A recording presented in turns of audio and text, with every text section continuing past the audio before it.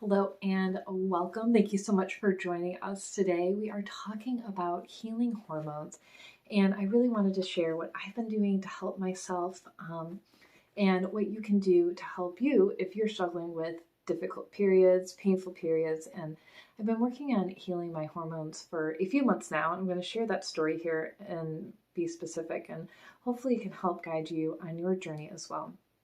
So in July of 2020, I was in and out of hospitals trying to get help for my ulcerative colitis. There's so much to share about what happened here, but essentially I went from having mild colitis in one very small section of my gut to full-blown end stage, gut is dead, no one can help you, serious issues in about 4 months. So in that time period, I lost about 40 pounds in 3 weeks. It was really serious. I was in incredible pain. Nobody would help me. And it affected not only my gut, but every part of my body was affected. Because my body shut down and lost so much weight and was literally dying, my period stopped. And period stopped because your body's trying to protect yourself. You lost weight, there's hormone imbalances, there's lots of reasons, but it is very protective. And your body will try and conserve energy anywhere it can. And one of those ways is stopping your period. So after my gut started healing, and I was saved by medication, my period did finally come back after a few months, and it was very easy, it was very light, it was painless. So I was really excited. I thought, oh, this is it. But this year, February, everything started to go downhill. I had my personal philosophy on why that happened, what was going on in our society, who I was exposed to, and what they were doing with their bodies. But I can't say anything specifically about that. So I'm just going to share my story here. So at that point, my cycles became excruciatingly painful. My pain medication that I use for my colitis was not working, did not help, it didn't touch the pain. I was just curled up in bed for days, trying to just what felt like stay alive. My flow was 50 times heavier than what it was. It lasted for a week instead of the 3 days that I was used to. I had to take days and days off of work. I couldn't leave the house. I had to take time to recover. I had to take time to fix the anemia.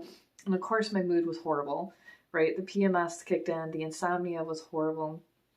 No one wanted to be around me. And now my cycle is so much lighter, is back to only 3 days, almost painless, virtually painless.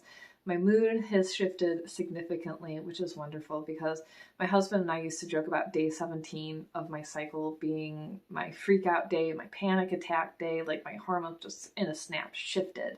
I would just be pure angry. Everyone was miserable, and he would go out and get me like a bottle of wine, some chocolate, my Pringles, all my comfort food, send me to bed. And now it doesn't happen anymore at any point in my cycle, and it's just wonderful. So what did I do? The first thing I did wrong is I didn't test my hormones. For me, I already knew what was going on because I've been struggling with hormones and really just painful periods and clotting for basically my whole life. I was diagnosed with endometriosis, but they didn't find any a long time ago, and everyone just looked at me like I was crazy. So I really had to figure out this journey on my own. So of course, number one, I always recommend testing, whether you do blood, saliva, urine, pick one, stick with it. Across the board, the tests don't usually correlate. So I run blood tests and then saliva tests on people, and they give me opposite answers. So if you're basing your tests, if you're basing your treatment off of your tests, like you're taking bioidenticals or something like that, I would strongly recommend just picking one type of testing and sticking with it.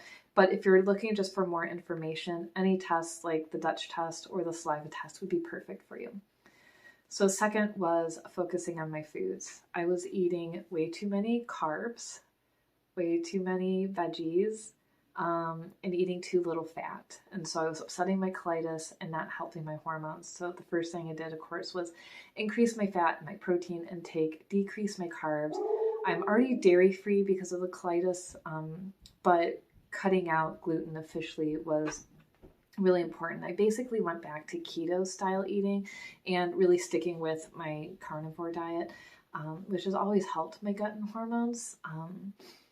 The major thing is that I stopped drinking alcohol. Now, I wasn't drinking that much compared to where I used to drink, but I was still having wine. I was still indulging there. And so I made it a goal to just not drink alcohol. And I put it on my daily checklist as my daily goal that I wasn't going to drink alcohol at all. And it helped a lot with my liver, with how I felt in the morning, of course, with headaches, with hormones, with my skin. Everything was fantastic. So cutting out the inflammatory things that affect your gut, your hormones, your health is going to be really important.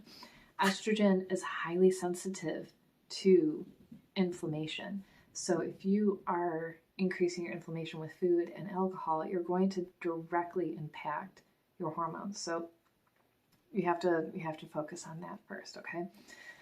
The next thing that was really important is focusing on my hormone supplements again. I fell out of my daily practice because I was so focused on healing my gut, and then all the symptoms that came with it that I kind of forgot I have all these supports for my hormones as well. So the things that I take include mainly standard process right now, because they have the organ-based supplements, and I found that resetting the DNA and the processes from the organs is so much better than trying to tweak hormones and hope that it works. Like, this is getting to the root cause of things.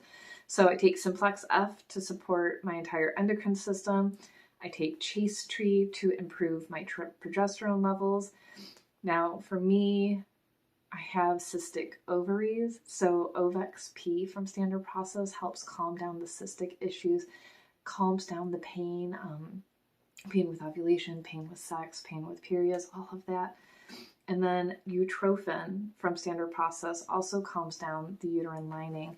It improves blood flow, it increases blood flow in a healthy way, so you're resetting your lining every single month. When you have clotting or brown blood, or sometimes it looks black, that's a sign that you're not releasing all of your uterine lining like you should. It's your body's holding on to it, and that's going to cause pain, inflammation, uterine lining inflammation. So you want to make sure that you're getting rid of it.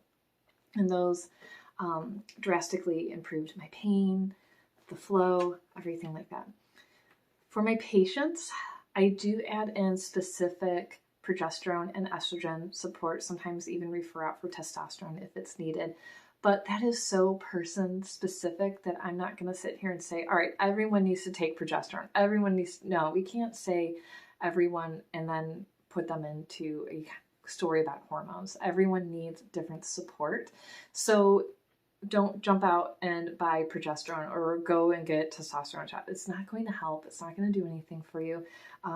Find a professional, work with someone like me who's going to help you with your testing, with your support, with your supplements. Make sure you're doing the right thing for your body, okay? I also went really heavy on reincorporating my essential oils, so using Clary Calm every single day, swiping it from hip to hip. I'm pretty good about taking Copaiba every single day. These are things that I just leave in my bathroom. So when I'm brushing my teeth, I'm like, oh yeah, essential oils, and just get it done all at once. I started re-including DDR Prime, which is an amazing cellular blend. They have it as an oil, but also as a supplement. So I just take the supplement.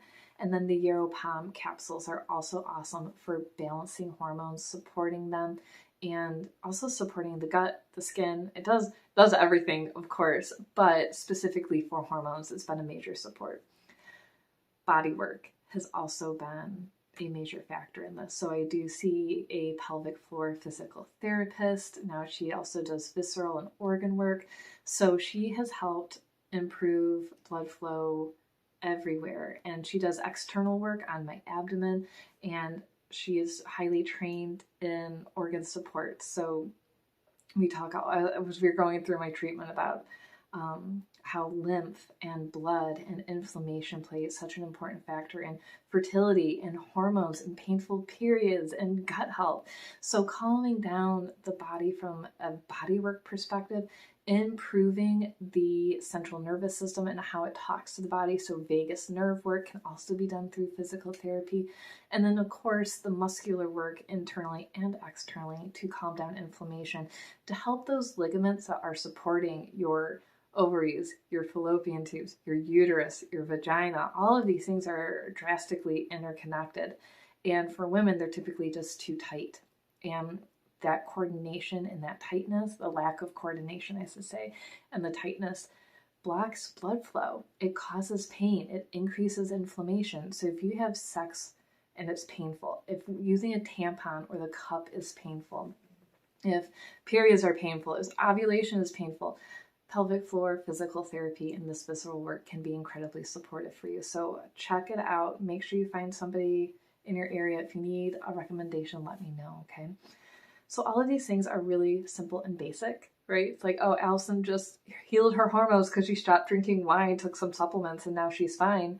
And the honest answer is yes, it can be that simple. And the basic things can be the most healing. And sometimes we just have to go back to those foundations and then build upon them instead of just going to the very end and going, all right, we need these highly specialized things and these supplements and these programs. We just have to rebuild our bodies from the base up. And that's what my hormone focus was. So I'm going to include a link for the supplements I did talk about and the oils in here so you can get them with your discount and just start somewhere. And if you're looking for personalized help, this is the best time to schedule that free health assessment call with me, because starting in January of 2022, I will not be offering free health assessment calls. Plans and programs are changing.